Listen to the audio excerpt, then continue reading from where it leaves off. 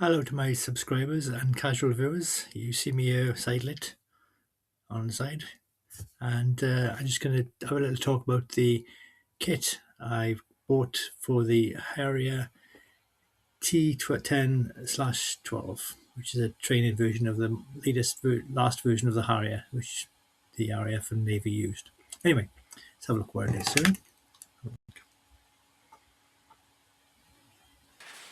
So you got the colour brochure and book of words, a little explanation of the aircraft there itself.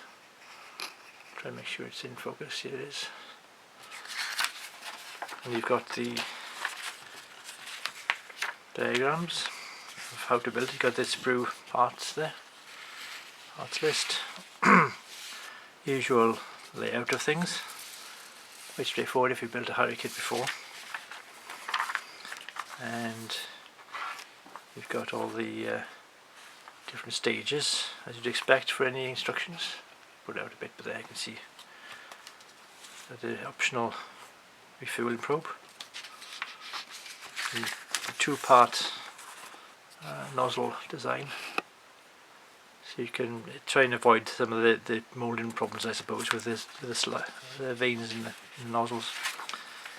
And you've got a nice graphic there for the seat to show you what colours to make, what colours to use rather. You don't make the colours. Well, sometimes you do make the colours, don't you? If the mix isn't quite right, make your own shades. And you got the different call-outs there, the handroll numbers there for the different parts. CHU, there. It says HU there, so I presume that's handroll. I know it's handroll because it says gunmetal is 53, and I know that's 53, and 11 is silver. So they use the handroll numbers for the colours, but you can always compare that with a chart on the otherwise for different manufacturers. That's the paint call out for the 2007 Wittering Harrier T10, then Harrier T12, which is the one I think was in a Navy squadron, Fleet Air Arm, which in Fairford 2010. As I've said, the one I saw with the other model I've made of a GR9 or 7, whatever it was, I think it was 9. Anyway, so that's the instructions. You also get a mask set, which is very die-cut mask set there, very finely done. You can't see, but there is little parts to take off there. And you got a decals like that. That's the standard of the decals there.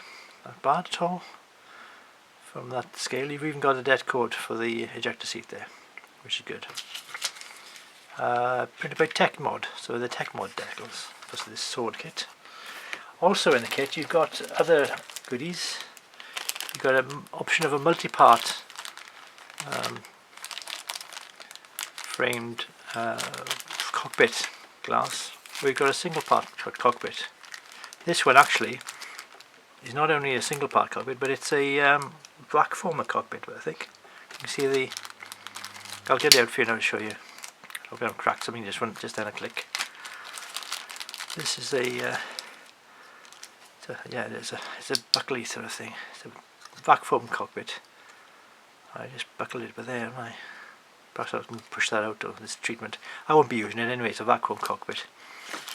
Somebody else might want to use it, but you've got a multi-part cockpit here for the various seat positions to be seen. You can now mold it, glue it in either down or up. That's the main options in it, either down or up. But there's the full cockpit there. Two-seat placement, two-seat cockpit for the trainer version, as you'd expect and hope. You can just tell a student to go off by himself, can you, and say, have a go, see if you'll die. It's not really the way to train people.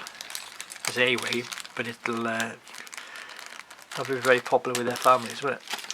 The other thing you get with this kit is a resin seats. So a little bit more detail on there, a little bit crisper. Of course, you'd have to carefully if you remove that with a saw or something like that. They're resin seats anyway you get with that, which is good. So you know the belts are already on there and all the other detail you can use. The kit itself, you've got this RAF grey sprue. It's about so big. It's about 8 to 10 inches long by 6 wide. Yeah, so you got your it's recessed panel lines, I think. Yep, recessed panel lines, all quite crisply moulded.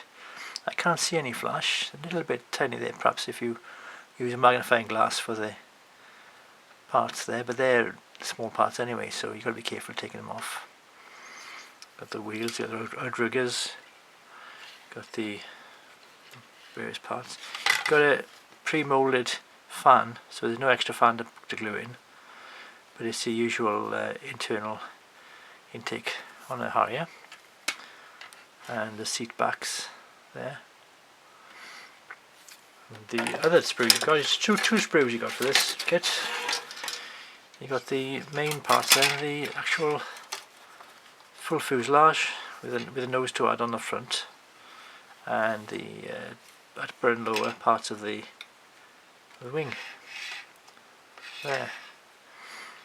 And you've got various different deflectors from the exhaust, and stores points, pylons on the tail, but everything else is more or less in place. So that's a tail is already fitted to the fuselage in two parts, two halves. I got two halves of the nose section as well. It's a bit mysterious. Oh, you've got options with the nose section, of course, because there's different noses for them. That's the T12 nose. I think the T10 is probably. Have a quick look. While we're talking about it. Oh, they both got the same nose part. So there's the nose is the same on that as well. So what you'll have to do for these two versions is to use the part there, as opposed to the part on the other sprue, which is that there, which is probably just probably used for the AV8. Ah, so that's what it was all about then. That's what you get in the kit. It's all fakery. TV's editing. Yeah, so like I say, I hope you enjoyed that. It's a bit of fun. Just looking at these models. I'll build one like the Navy from I saw in 2010 in Fairford. It'll go with my single seat version, won't it? So until then, I'll keep it on a shelf somewhere and collect dust inside the box, or the box will collect the dust rather than the kit will collect the dust afterwards. So I'm not a kit collector, I'm a dust collector, but in a very roundabout way. Very contrived way of collecting dust, isn't it? That's model making, isn't it? There we are. Thank you for watching, and make another silly video again sometime soon. Bye bye.